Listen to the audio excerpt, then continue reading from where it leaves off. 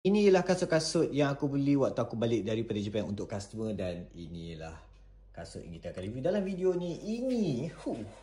Aku rasa aku menyesal aku tak beli untuk diri aku sendiri. Ini ialah New Balance 442 Pro. Warna pink dia sangat-sangat mengacau. This is like metallic pearl pink kan. Sangat cantik. Kenapalah aku tak beli untuk diri aku. Aku suka warna-warna pink ni. Nampak ni. Ini ialah tapak HG. Tapak HG ni 442 V2 Pro So aku tak sure lah. Is this like the first grade ataupun second grade, sebab dia Pro punya version sahaja. Dulu kan New Balance 442 kan Pro tu macam top of the line. Now Elite. So aku tak sure about this one. And aku tak rasa this is kangaroo leather ataupun leather.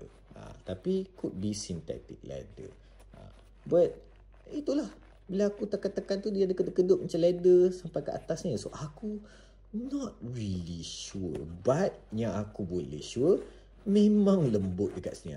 Dia padded sikit tapi tak terlalu padded sangat. But cantik kasut ni. Cantik kasut ni kan. Warna pink ni cantik.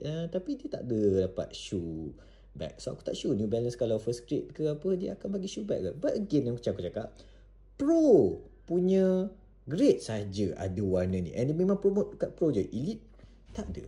But aku rasa menyesal tak beli untuk diri aku.